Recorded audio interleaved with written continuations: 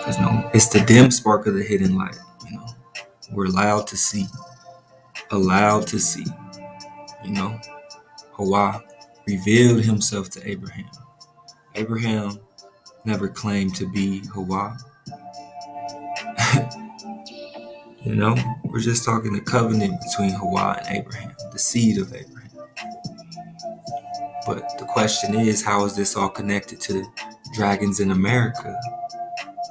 And if we're talking dragons in America, we're just talking about Hebrews, or we're just talking Roman Jews in the land of Canoe. Let's go. It's episode 7. We back. I'm hyped for this one, man. I'm about to connect some more dots for you. We're going to keep digging on these Russians, right? But remember, we walk a fine line.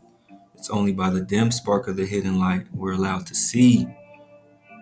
Because definition is spiritual idolatry, man. And if you ever forget the point I'm trying to make here, just remember that it is by the dim spark, the tiny sparkling flashes, the dim spark of the hidden light we're allowed to see. So remember, in this investigation, we walk a fine line. And all praises to the Most High.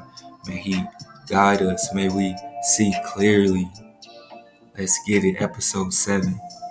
Episode 7. I said we were, evolving and ascending. But we've been doing this for almost a week now. Been climbing this mountain, right? So it's only fair that we finally get to see what's at the top, It's only fair, We took a couple pit stops along the way, but hey, it's all worth it. I told you we'd get a bird's eye view. We're just talking above the Rocky Mountains, right? We're just talking above. Let's go. We're just climbing the mountains, We're just talking Section 107 of the Copyright Act, right? Because we got to do our fair use, and then we'll get right into the presentation. Let's go. Episode 7. Section 107 of the Copyright Act provides the statutory framework for determining whether something is a fair use and identifies certain types of uses, such as criticism, comment, news reporting, teaching, scholarship, and research. We're just talking about research, right? We're just following the drinking gourd, with a little bit of commentary, right? A little bit of commentary. Again, I ask you, what is your perspective on these dragons, man? What do you think about when you hear the word dragon? Leave a note in the comments. Let's go. Episode 7. Are we the dracons, the dragons found in the Americas? Only by the dim spark of the hidden light we're allowed to see. If we may see clearly. Let's go. Episode 7. We deserve to be here at the top of the mountain. So this is a little Jeremiah 30. And the word that came to Jeremiah from the power, Hawa, saying, Thus speaketh your power, the God of Israel, saying, Write thee all the words that I have spoken unto thee in a book, for lo, the days come, saith Hawa, that I will turn the captivity of my people, Israel and Judah, saith Hawa, and I will cause them to return to the land that I gave to their fathers, and they shall possess it. Are we talking lost tribes and promised lands? Are we talking the seed of Abraham, right? Our father, right? Are we talking King David, or are we talking Israel the third? And the word came to Jeremiah. Remember what we're talking about. The word came to Jeremiah. It revealed himself to Jeremiah. Jeremiah is not claiming to be the power, but Jeremiah is claiming to have been inspired by the power. For lo, the days come, saith Hawa, that I will turn the captivity of my people, Israel and Judah, saith your power, Hawa, and I will cause them to return to the land that I gave to their fathers, and they shall possess it. Let's get it. Episode 7, Dragons in America. Are we talking Hebrews? Are we talking Roman Jews? Huh? Are we talking Kalelus? Let's go. Kalelus. We know we talked about the Russians, right? Shout out to Big Judah, for showing these images. I was able to get some snapshots, but we're just talking and Rus, right?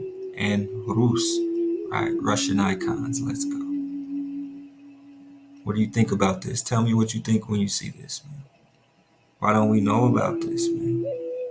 But again, it's only by the dim spark of the hidden light. Hawa allows us to see clearly. We're talking the Ruses, right? Just talking Ruses.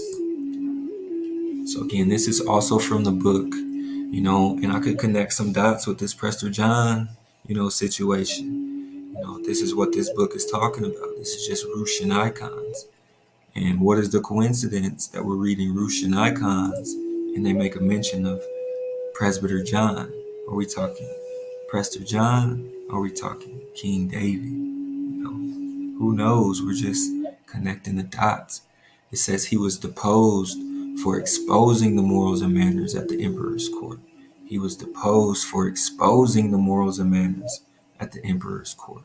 So Prester John's popping off. He's exposing all the, idolatry, or we don't know what happened in this specific situation, but we do know that Prester John is associated with Nestorian Christianity, which talks about a Hawa inspired man, not a man claiming to be Hawa or of Hawa. We're just talking lost tribes and promised lands, the seed of Abraham. So here, even you see it says the argument about the faith. What's the argument, right? We have to ask these questions, right? It says John heals the sick man. John heals the sick man. John is ordained presbyter. Are we talking Prester John? Are we talking John the presbyter? Huh? And again, we don't know what happened, but it says John sails to exile. So exile, he was exiled, right? Who does this sound like? No arguments about the faith. You want to put another power before your power. You disagree with this, you disagree with that. So it just has to be known that you only have one power. We're just talking Hawa inspired man. It says branches of the Christian church have united in condemning Nestorianism and have affirmed that Christ is a single person, at once wholly human and wholly divine. So this is the rift. It's deep, but it's the truth. And this is what it's always been. Are we talking Hawa inspired? Are we talking Moshe? Are we talking Prester John? Are we talking Jeremiah? Come on. And the word that came to Jeremiah from the Lord, Hawa, your power, saying, thus speaketh the Lord, the power of Israel, saying, write thee all the words that I have spoken unto thee in the book. We're talking lost tribes and promised lands, the seed of Abraham, right? So this is what it's about. We're talking about Moshe, right? We're talking Noah. We're talking Hawa inspired, not claiming to be Hawa. They're not claiming to be holy human and holy divine. They're inspired. Hawa revealed himself. Hawa revealed himself to Abraham. But again, we walk a fine line. But we know Prester John is affiliated with Nestorian Christianity, and he is destined to vanquish Islam. We're just connecting the dots. And we know Prester John is associated with this card Katan, the black Katan. So let's get it. Batu Khan, also known as Sar Batu in Russian historiography. We just took a look at the Russes, right? He was a Mongol ruler, founder of the Golden Horde. He ruled over the Kievan Rus. So we know at one point that this empire was overthrown, and this Prester John was going up against this Chinggis Khan, right? But we know apparently Chinggis Khan got the upper hand, and now this Batu Khan is ruling over the Kievan Rus. And it says here that Batu Khan stabbed Prince Michael of Chernigov, a Russian prince, to death for his refusal to do obeisance to Genghis Khan's shrine in the pagan ritual. So again, what is this all about? What is this all about? Are you connecting the dots? We're just talking Hawaii inspired, man, talking arguments of the faith. He was deposed for exposing the morals and manners at the emperor's court, and John is sent to exile. We're just talking Russian icons. Episode 7, let's go. Again, we have to always talk about this. This is important, especially with this research, man, because all the divine names, whether in Hebrew or any other language, provide merely a tiny, dim spark of the hidden light for which the soul yearns when it says Hawa. Every definition of Hawa leads to heresy. Definition is spiritual idolatry. Even attributing mind and will to Hawa, even attributing divinity itself in the name Hawa. These two are definitions. We're just talking the dim spark of the hidden light. We're talking the dim spark of the hidden light. Hawa inspired. We're not claiming to be Hawa. We're not claiming to be wholly human and wholly divine. We're not claiming Hawa is this or Hawa is that. Hawa is Hawa, and that is it. It's only by the dim spark of the hidden light. If Hawa decides to reveal himself or to reveal anything to man. But again, we're just talking the story is Hawa inspired. We're not claiming to be Hawa. We're not claiming to be Hawa. Maybe Hawa's people, but we're not claiming to be Hawa. Because again, even attributing mind and will to Hawa, even attributing divinity itself in the name Hawa, these two are definitions. So a word not for the subtle awareness that all these are just sparkling flashes of that which transcends definition. These two would engender heresy. So remember, we walk a fine line, a fine line. And again, the Lord, the Most High, your power, revealed himself and called him his beloved, and made a covenant with him and his seed. And Abraham believed on him. And Abraham believed on him. It was revealed to Abraham, And they made a covenant with Abraham, Abraham's seed, right? He made a covenant. This is like that of circumcision in between the 10 fingers of the hands, and this is like that of the tongue. And he bound the 22 letters unto his speech, and showed him all the mysteries of them. He drew them through the waters. He burned them in the fire. He vibrated them in the air, 7 in the highest heavens, and 12 in the celestial constellations of the zodiac. The end of the book of formation. We're talking lost tribes and promised lands. The seed of Abraham, right? Again. We're just talking Russians. We're just talking Russian icons, man. We're just talking Rus, or we talking Hebrews, Last letter of the Hebrew alphabet represented the fulfillment of the entire revealed word of Hawa. Revealed word of Hawa. And Hawa revealed himself. So again, we're just talking the story in this, right? Hawa inspired, man. We're not talking claiming to be Hawa. Come on, man. We got to keep our foot on the neck of this idolatry, man. At all times. At all times. Again, and Rus, we're just talking the Tao, right? We're talking the Ruses, the ancient people, whose origin and identity are in much dispute. Again, let me pause. I'm not claiming that I'm perfect or I have this all figured out. But I can connect the dots and see that if you put a power before your power, there's nothing coming to you but destruction. Again, we know how this story plays out. We know you keep the mark, you're saved, man. You're representing the fulfillment of the entire revealed word of Hawa. Hawa's chosen people until the end of their lives. Who kept the seal, the mark, the remnant of Israel. We're just talking keeping the mark, right? Are we talking Russian icons, man? Priest kings? Are we talking Prester John? Are we talking King David? No, we're just connecting the dots, man.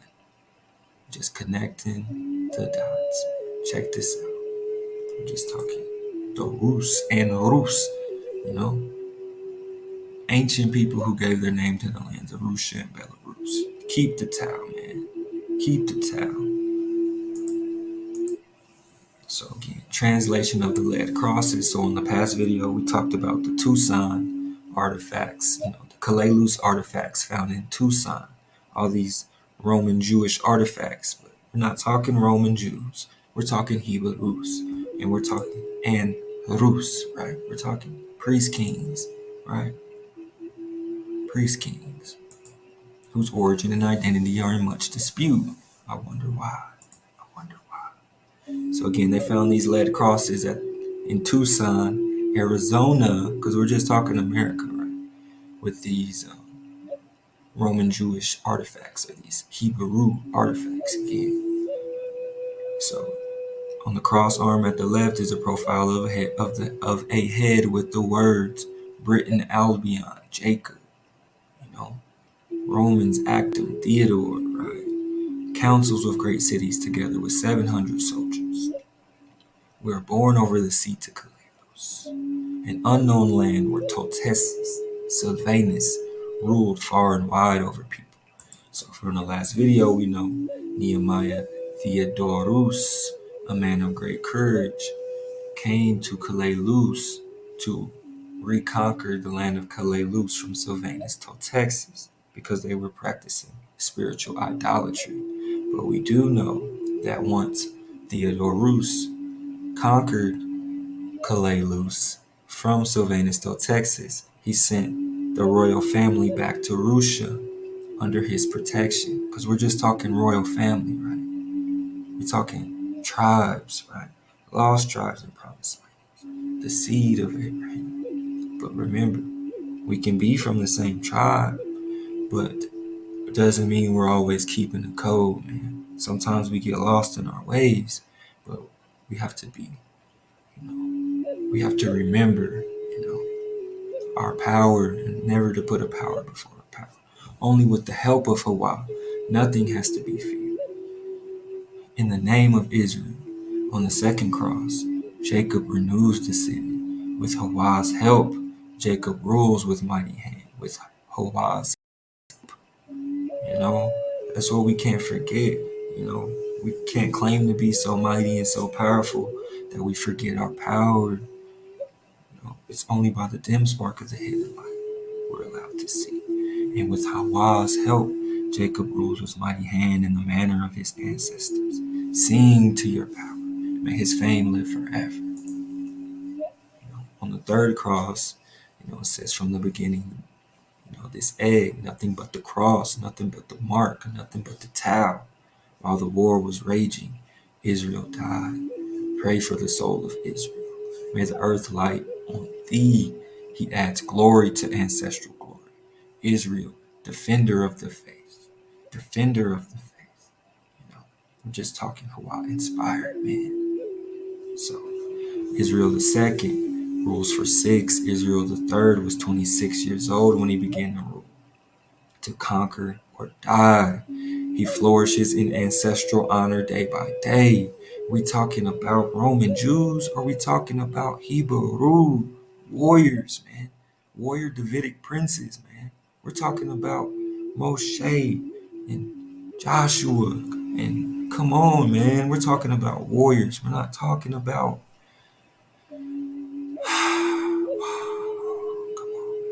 we're just talking ancestral honor day by day. We're just talking Hebrews. Israel III liberated the Toltexes, but was banished. So Israel III conquered the Toltexes, but Israel III with the kind heart liberated the Toltexes. But the Toltexes reverted back to paganism, and Israel was banished. What does this sound like? He was driven out by other gods. So the earth shook. Fear overwhelmed the hearts of men in the third year after he had fled.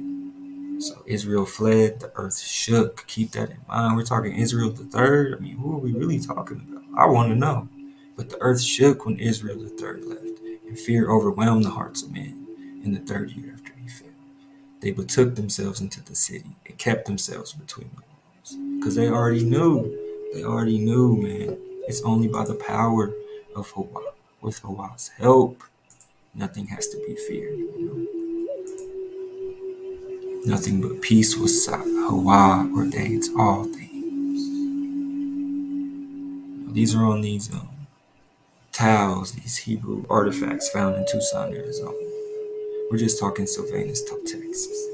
In 775, Nehemiah Theodoric reconquered the American empire of Calais from Sylvanus Texas.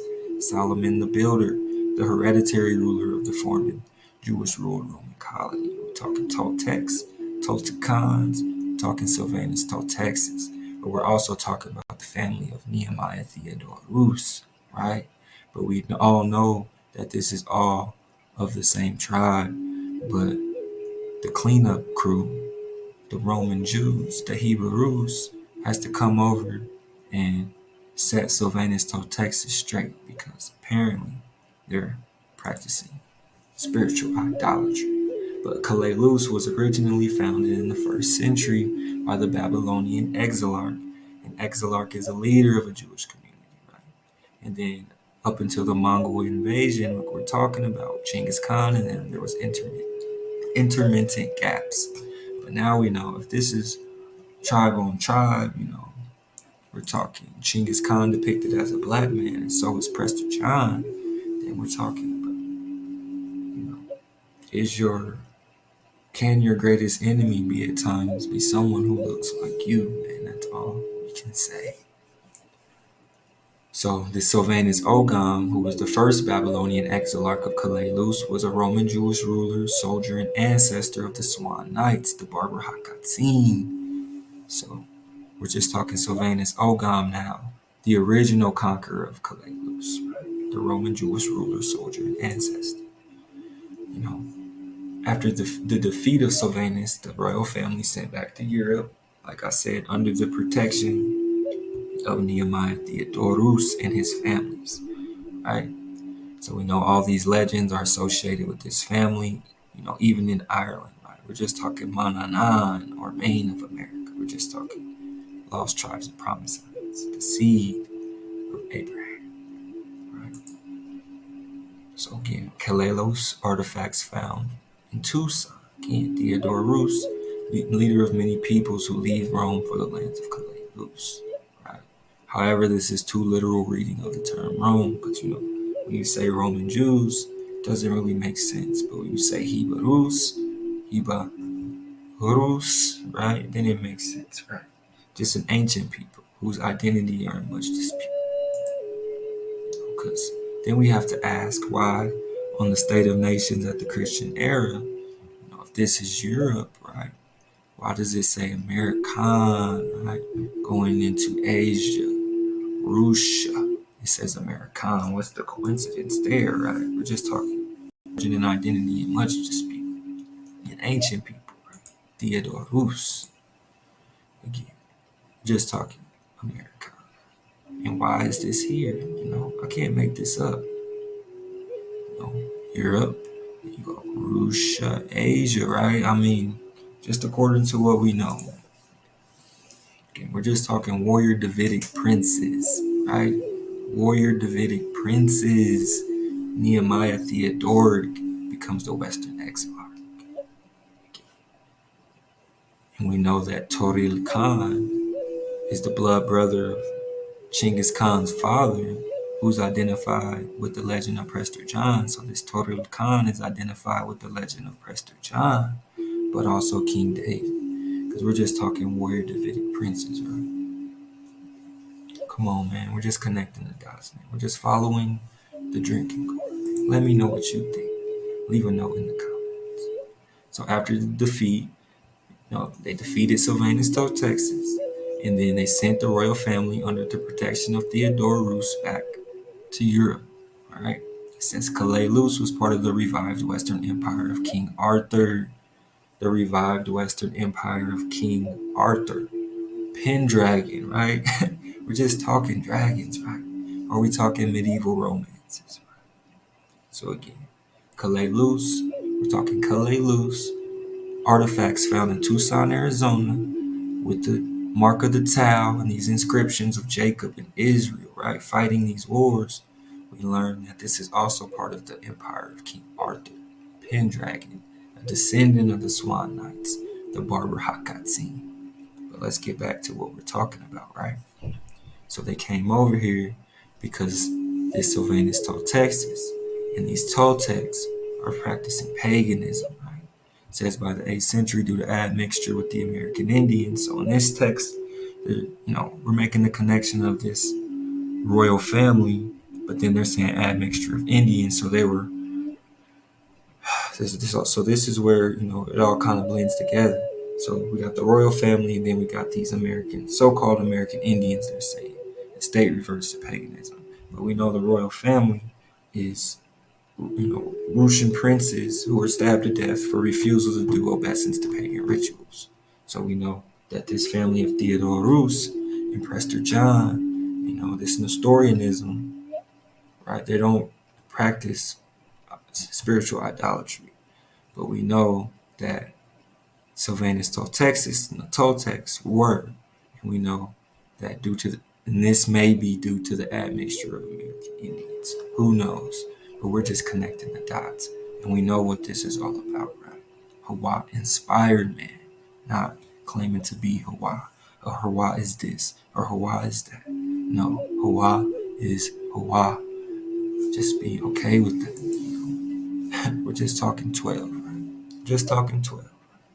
So again, on this one page, it connects 12 tribes of Israel, 12 knights of the round table, 12 imperial symbols in China. We're just talking Karakata, right? All under heaven.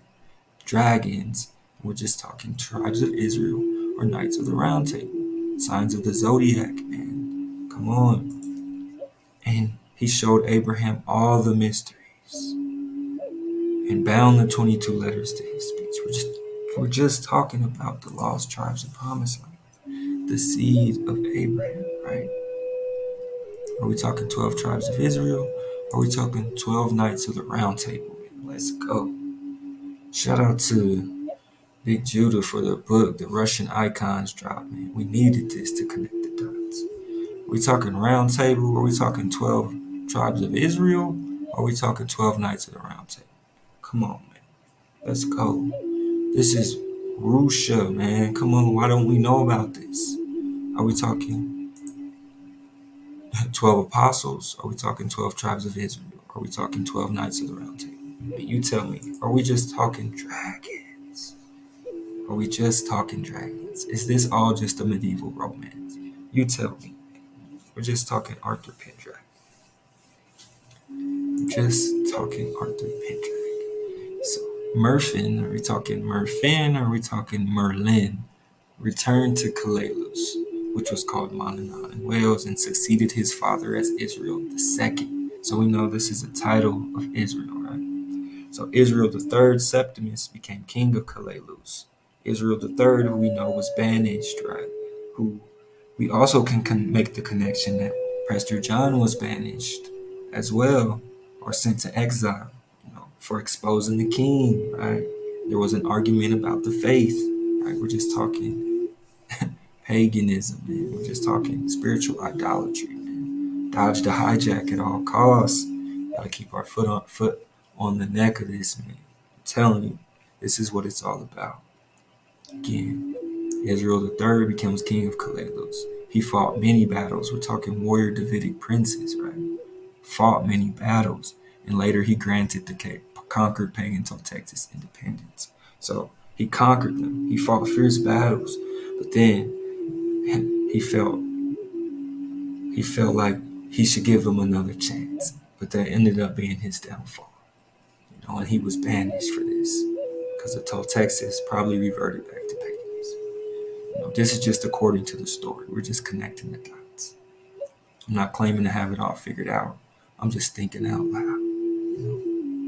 So after Israel III's banished for granting the pagan Toltecs its independence. Israel the Fourth, the next Israel, begins a campaign of war against the Toltecs. I wonder why, that would lead to the eventual end of the colony in the 10th century. So they eventually destroyed the Toltecs because, you know, I'm assuming we're just talking spiritual idolatry, man. And all praises to the Most High again for allowing us to have the dim spark of the hidden light. And we're allowed to see clearly. So it says that the descendants of Israel the third, Septimus' son, Isaac, became the priest kings of the Toltecs who moved south to Mexico. Right? Priest kings. I mean, are we talking Prester John, Presbyter John? Are we talking priest kings, man? The descendants of Israel the third, Septimus. Are we talking lost tribes and promised lands? Are we talking the seed of Abraham? So we know the priest kings of the Toltecs moved south. They abolished the human sacrifices of the natives. Now, we're just connecting the dots. Are they doing this to other gods, man? They're practicing spiritual idolatry, man? And they restored these, rituals after the priest kings left, after they left America. So the priest kings couldn't help the Toltecs, man. They didn't want to follow Hawaii. They chose other gods, man. We're just talking spiritual idolatry. But originally the priest king was heard of in Asia. We're talking Prester John now, right? Who had a profound effect on the history of European exploration and discovery in Asia and Africa. But we're just talking America.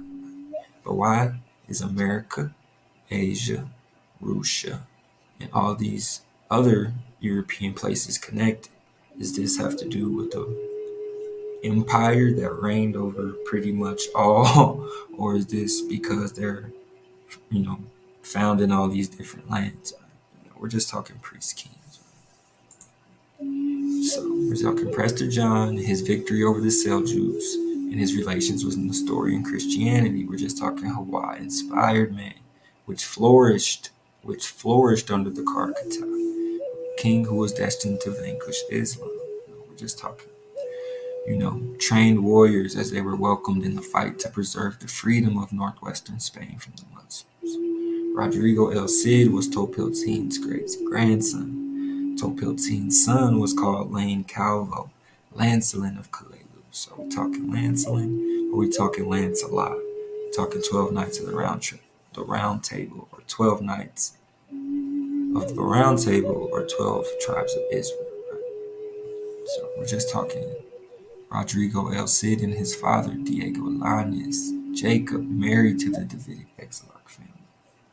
We're just talking Presbyter John, Prester John, a hoped-for ally against the Muslims. We know that all this is connected. Prester John's connected to these Nehemiah Theodorus and the Davidic Exarch family. Because again, are we talking Prester John, or are we talking King David? Only time will tell. Again, another Nehushtan of Calais. So Israel III went south to the Toltec lands of Mexico, and his grandson Makir, Mixcoatl, was the grandfather of Topiltzin, right? Priest of Quetzalcoatl, who left Cholula for Rhoda in about 1000 AD. He rejoined the remnant of the rodents who led east and then back to Europe, and some of the Latin Jewish rodents. So we know Israel III's banished, right, for conquering the Toltexes and then granting them independence. We know that Israel III and his grandson, who they're claiming is Mixcoatl, who is the grandfather of Topiltzin. So the great granddaddy, who's all of this Quetzalcoatl drop is all coming from Israel III, who was banished, right?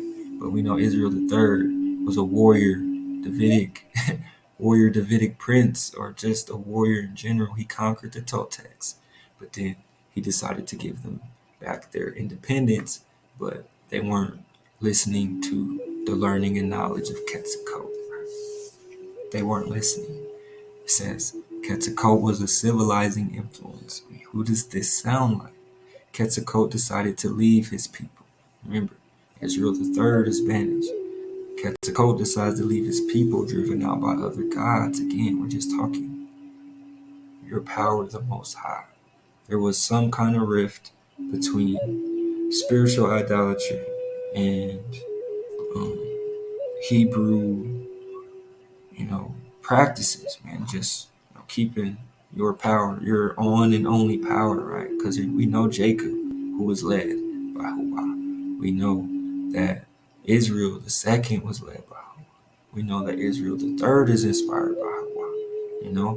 But for whatever reason, these tribes couldn't get it together, right? So Quetzalcoatl leaves, driven out by other gods, and heads east to the rising sun, right? But we know Israel the third and Mixcoatl and Topiltzin, priests of Quetzalcoatl. Are we talking priest kings? Huh? Are we talking priest kings? Right. But they left, driven out by other gods, back to the rising sun. It even says he rejoined the remnant, led east, and back to Europe. And once they left, that's when you got Estebanico, Columbus, and the Spanish invaders coming, and Montezuma thinks it's the return of Quetzalcoatl. It's indeed not the return of Quetzalcoatl. Again, we're just talking keeping the tau, right? Keeping the mark, the symbol, the cross, And it says two of the crosses were Nehushtan's. So if we're talking Nehushtan's, we're talking crosses. Then we know if we're talking Quetzalcoatl and these, Davidic Exarch family, then we're talking, we're talking Moshe, right? Right. The feathered serpent associated with Topiltzin as priests of Quetzalcoatl. Talking priest kings, recalls these Nehushtan's that were the symbol of the religion of Rod and Kalelus. That's what they're saying, right? But if that's the case, then we're just talking Moshe, right? Hawa inspired man, right? Topiltzin's grandfather, Mexico, is also associated with the serpent and is known as the cloud serpent. These heavenly serpents are the seraphim. These heavenly serpents are the seraphim. We're just connecting the dots, right? We're just connecting the dots. We're following the drinking gourd, right? And it says, Mixcoatl is referred to as the father of Topiltzin, but this is the disagreement with this. Because again, we're trying to connect the dots. But this Mixcoatl, Israel the third, Quetzalcoatl, all of it seems to be connected in some way, shape, or form. But it's in a disagreement amongst American Indian traditions. But we know we're just talking about heavenly serpents, seraphim, right? Just talking seraphim, right? Some think that the Shakalji were meant to be the seraphim. Again, shout out to Nine Spiral for this drop. We're just talking copper serpents, right? Copper colored cons, copper colored tribes found here. We're talking seraphim, we're talking angelic and dragon like. We're just talking dragons. Quetzalcoatl. All these heavenly serpents are the seraphim. Again, we're talking Nehushtan. If we're talking Nehushtan, we're talking Quetzalcoatl, we're talking Kalelus, which is found in Tucson. We're talking priest kings, we're talking Prester John, we're talking Russia, we're talking Asia, we're talking Americans, right? Why are they connected to all of these, biblical references, we'll say? And King Hezekiah had the serpent destroyed because it had become an object of idolatry. Again, this is what it keeps coming back to. Keep your code, man. Keep your code. Do whatever you can. Again, I'm not claiming to be perfect. Just keep your mark. It became an object of idolatry. King Hezekiah had to destroy it. We know that. Moses or Moshe had a staff, a rod, right? That was miraculously transformed into a snake and then back into a staff. The rod of Hua, the staff of Hua, the rod of power, the staff of power. We're just talking Moshe, right? Are we talking rod of power? Are we talking the two crosses of the Nehushtan? Topiltzin and Quetzalcoatl, heavenly serpents, the cloud serpent. Why are they connected to this? What's really going on here? Let's really ask these questions, man. You really got to start asking. Are we talking Roman Jews? Are we talking Hebrews and Kalelus? Right? Again, the Nehushtan is the derogatory name given to the bronze serpent. We're just talking copper color, you know, in which Hawa told Moshe to erect so that the Israelites who saw it would be protected from dying from the bites of the fiery serpents. Are we talking fiery serpents? Or are we talking dragons? Which Hawa had sent to punish them for speaking against him and Moshe. For speaking against him and Moshe. Again, we're just talking. Speaking against him and Moshe. You know. So even with all that, he's still protected. He's still protected. But they still chose to follow it. Again, we're just, like I said, we're just following the drinking gourd. You know, just our point of reference so we won't get lost. Right? We're just talking following the drinking gourd, right? Most visible in the night sky in late winter and spring. Again, following the drinking gourd, man. That's all we're doing, man. That's all we're doing.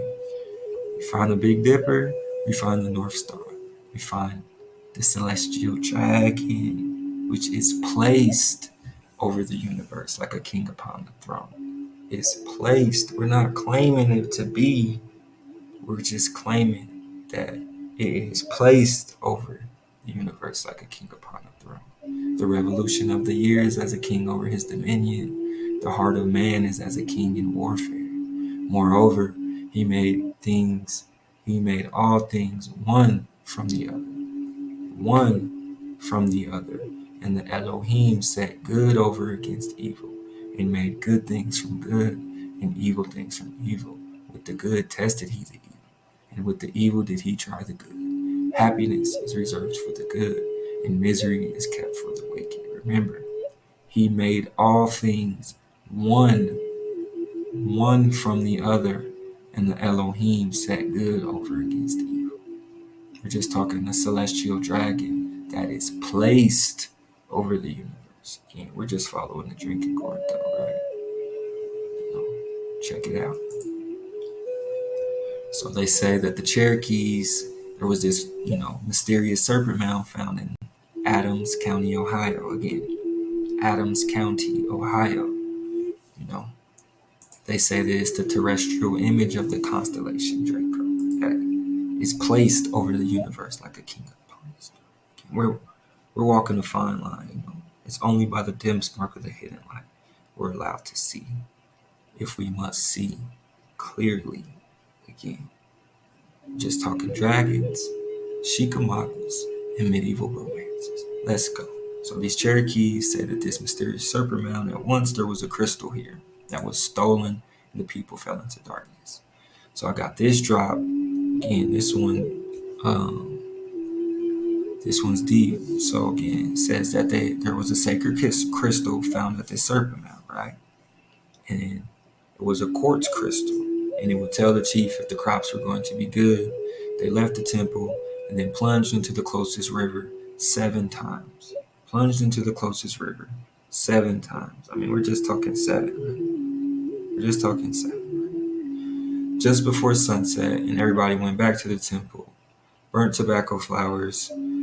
After sunset, they ate, and then 7 days later, they came back. So these Cherokees, I'm not claiming to have this figured out, but I know that this mysterious serpent mound is affiliated with this constellation Draco that's placed over the universe like a king upon the throne. Placed. I'm just talking one from the other. And the Elohim set good over against evil, right? But we know the Cherokees know about this.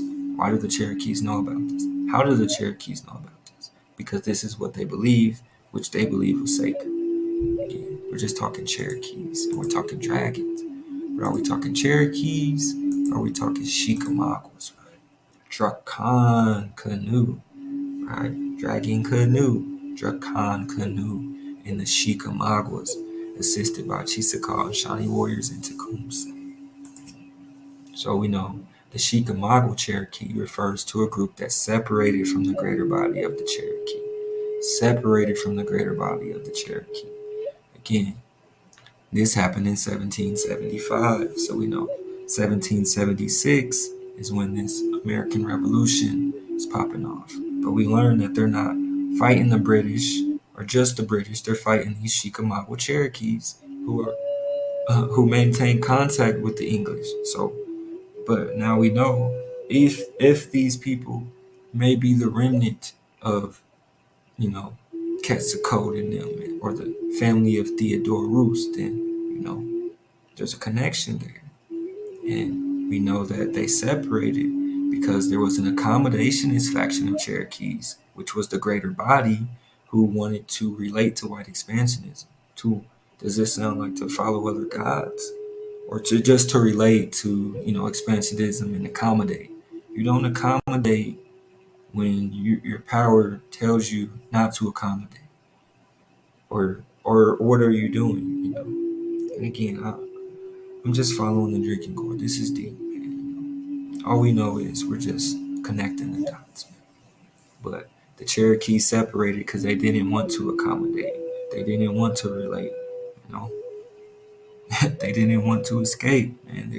They were 10 toes on their land, and they decided that that's how it was gonna be. You know, we're just talking dragon canoe and Tecumseh, the staunch and unrelenting enemy of American settlers. Staunch and unrelenting, we're talking dragons, right? A violent, combative, or very strict person. We talking celestial dragons? Are we talking huge serpents, you know, mysterious serpent mounds? Are we talking mythical chakaldry, dragons, seraphim, right? Why is it all connected? Why is it connected to serpents, mythical creatures, people, constellations? I mean, you tell me. Again, this dragon canoe was known to the Spanish, and he maintained contact with the English at Detroit. You know, we have to ask why. But then when we can see that this warrior British Davidic Exilarch family is connected to America, then it might start to make sense, right? So we're just talking lost tribes and promised lands, the seed of Abraham. So we know Tecumseh's tribe dealt with the Chickamaugas, and Tecumseh takes on the life work of Dragon Canoe to get Indian tribes to band together again. Now, who does this sound like? We're just talking. Are we talking priest kings? Are we talking Tecumseh? Right? Are we talking Dragon Canoe? You know, his he wanted a confederacy for everybody to band together. But we know everybody wasn't banding together because some wanted to relate to white expansionism, or American expansionism, as they say. But they know that you can't call them American. They took your title. You're the Americans. You know, we're just talking Tecumseh, right? Prophetstown. Right? There's a tribal alliance going down at Prophetstown. So we know Tecumseh and his brother, who becomes known as the Prophet. And it says his brother, you know, had an alcohol-induced vision. I mean, dodge the hijack. You know, we're just gonna dodge the hijack on this one. But he predicts this solar eclipse, right? So Tecumseh's brother predicts a solar eclipse, becomes called the prophet. You know, now hordes of Indians from various tribes begin following the prophet. And Tecumseh, you know, moved their tribal alliance to Prophetstown near present day Indiana, right? Indiana, we're talking city of Indians, right? Tecumseh, the prophet, and his brother, the prophet, were predicting signs, and you know they were, you know, trying to, you know, get everybody to tribe up. But it took this solar eclipse to get tribes to begin following the prophet. Now, what does this sound like? Does this sound like Quetzalcoatl and Israel the Third? I don't know, man. I'm just connecting the dots. But we know Tecumseh's life work was to get everybody to tribe up, man. It took a solar eclipse, and then we have to ask, you know, Tecumseh recruited these disgruntled Indians. We gotta ask, who are these disgruntled Indians, man? And who are these? Who is your tribe, man? Because, you know, we're in a time where everybody's claiming tribe, but not everybody's talking about, this spiritual idolatry and the real reason, some of these tribes went into captivity. We're not talking about that. We want to claim this and we want to claim that. We want to be this and we want to be that, but we're not. We're not making the connection to, our history, our story. We gotta reconnect, man. We gotta remember, you know. So we know Tecumseh, is aided by two extraordinary events: the Great Comet. We're just talking dragons, right? The Great Comet, which they interpreted as omen. So that's what it's taken for to get these tribes to listen to Tecumseh. But many rejected his overtures, especially in the South. So many rejected his call, maybe in the South. But if we're talking slavery and captivity, if you're rejecting the overtures of somebody's trying to get everyone to tribe up and keep the code, then maybe you're fighting against Tecumseh. You're fighting against your power. But we gotta ask, who are these other tribes that rejected these overtures? Man? Not claiming to have it figured out, but we still gotta connect the dots. But we know that a faction of the Muskogee, known as the Red Sticks, responded to Tecumseh's call to arms. But Tecumseh, we're talking, the great comet that aided his efforts, right? His name means blazing comet, right? He's born in the western Ohio Valley, the same location of this mysterious serpent mound, and this celestial dragon. So now we're just talking the blazing comet, right? A heavenly body, right? A heavenly body. It may be seen to have a nucleus while the surrounding areas form something like a tail, beard, or tangle of locks. Again, I always make the point, we're talking beard and tangled locks, we're talking comets, we're talking Tecumseh, we're talking heavenly bodies. As a so-called black man, a so-called Negro, I see beard tangled locks. I'm asking questions, man. I'm asking questions. We're just talking winged serpent, a fiery shooting meteor. We're talking dragons. Are we talking medieval romances? A fierce, violent person, male or female, as this man or woman is a dragon, a constellation of the northern hemisphere. So they're connecting all the dots for you, right? We're just talking dracons, right? Chicaldry, seraphim. And again, so we know that the Chickamauga was separated in 1775. Right after this, American Revolutionary War pops off. The Chickamauga Wars, this Cherokee War, Chickamauga, Chickamauga, Chickamauga, Chickamauga, Chickamauga, Chickamauga, Chickamauga. You know what I mean? Chickamaugas were fighting, man. Are we talking warrior Davidic princes? Are we talking dragons? Are we talking Tecumseh and Dragon Canoe? When did you have time to be a slave, man? For like 20 years after the Declaration of Independence, these Chickamauga Cherokees are fighting these settlers, man. It even says there's only been peace for 21 years. If that, they're guesstimating, right? But when did you have time to be a slave if you're claiming to be these tribes, right? And then we have to ask, if it's the Chickamaugas popping off, where are these other tribes at, man? Are they fighting against the Chickamauga or are they fighting with the Chickamauga? I don't know, man. We gotta connect the dots, man. We're just talking to Tecumseh, right? Blazing comet, a heavenly body. Chickamauga Wars, no major war. First Barbary War. So now we're talking first Barbary War. Are we talking Barber Hakatzin? Are we talking Swan Knights? Or are we just talking dragons, man? Again, when do you have time to be a slave? Tecumseh's War pops off 1811. Just talking Tecumseh, who's clicked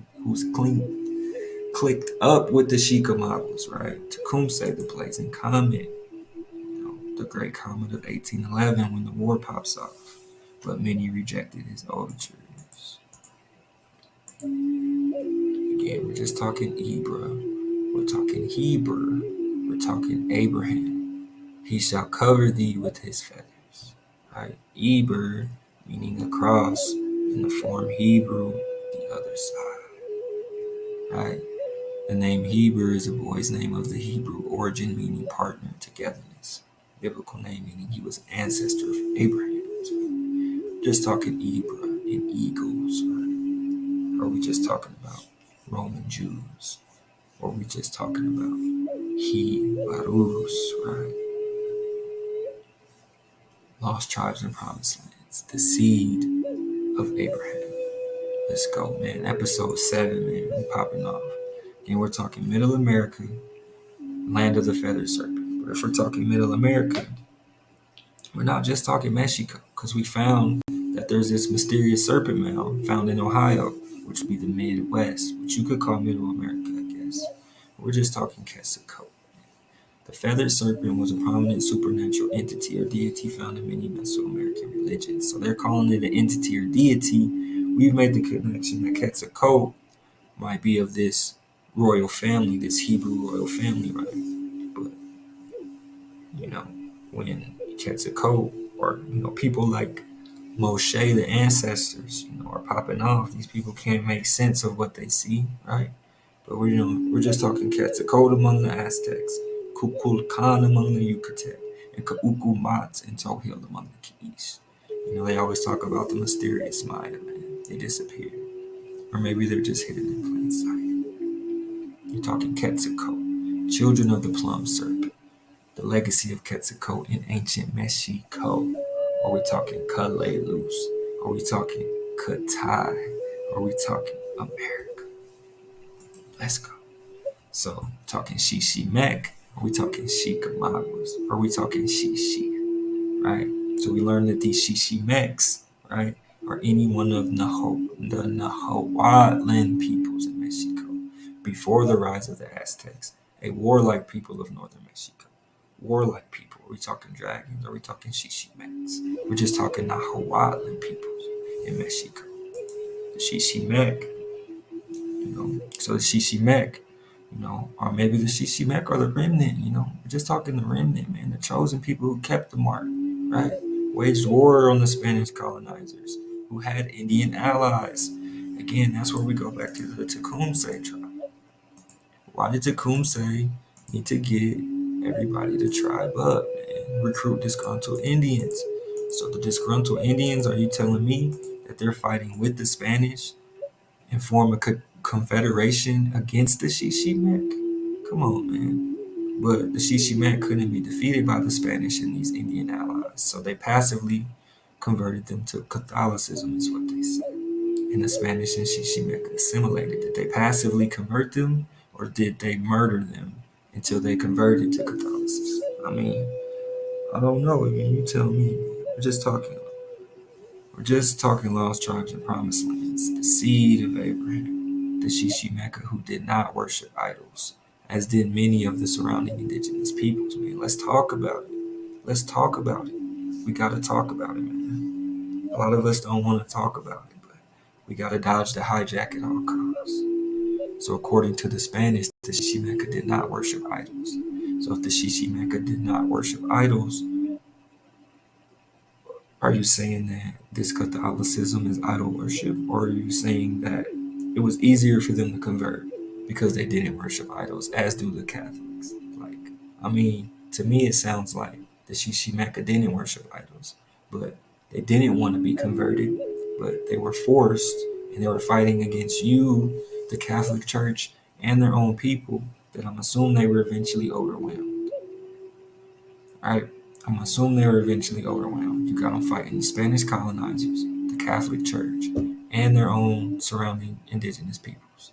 I mean, you tell me. What does this sound like, man? What does this sound like to you? You tell me. If we're talking She-Mek, are we talking Shia and the Tengus? The same people that Genghis Khan intended to annihilate their entire Western Shia culture. We're talking Shia and Tengus.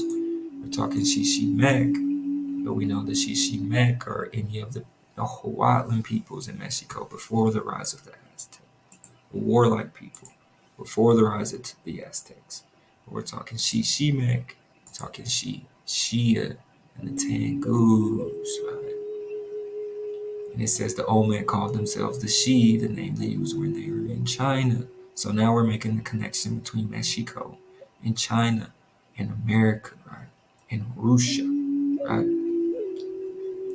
So these Olmec called themselves the Shi, right? The Shia, the Tengus. Genghis Khan intended to annihilate. So Genghis Khan proclaims Khan, right? So he proclaimed Khan, so we know he took the title, right? And we know that they conquered as far west as European Russia. And it says Genghis died on a campaign against the Shishi.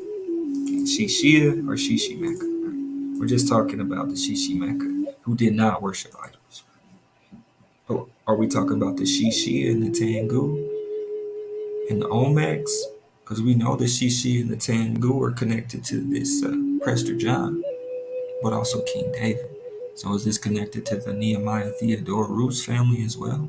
Or is this all connected to Roosh? Or is this all about Tangus, man? Or is this all about you, man? Or is this all about Roman Jews?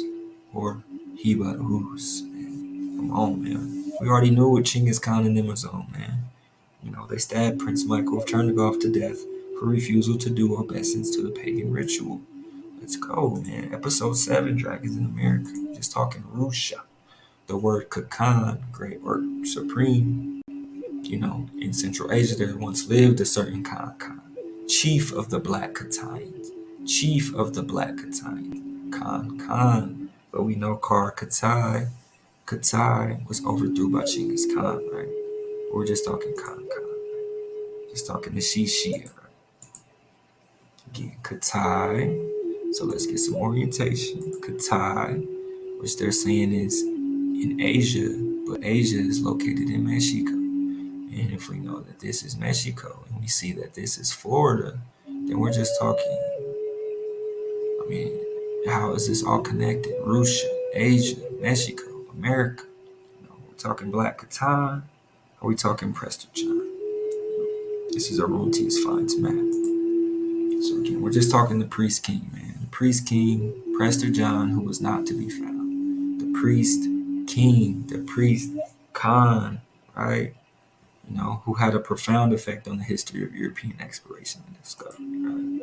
We're just talking Kara Katai, we're talking Prester John, we're talking Black Catan, overthrew by the Mongols. But why is Asia, Mexico, America, and Russia all connected? We're just talking Russian icons, man. Presbyter John, man. Let's go. Just talking, keeping our mark, keeping the Tao, man. We're just talking lost tribes and promised lands. The seed of Abraham. Let's go. Dragons in America, man. Again, we're talking all under heaven. The celestial empire. Katai. Huwashi. Are we talking Shishia? Are we talking Shishimek? Or Chickamaugas? Or Tian Shia? All under heaven. And how is this all connected? And now we're learning what this is all about, man. As much as we wanted to not, address it, it needs to be addressed. Man. We're just talking keeping our mark, keeping the Tao. Man. We're talking Russian icons. Man. We're talking priest kings. We're talking Prester John.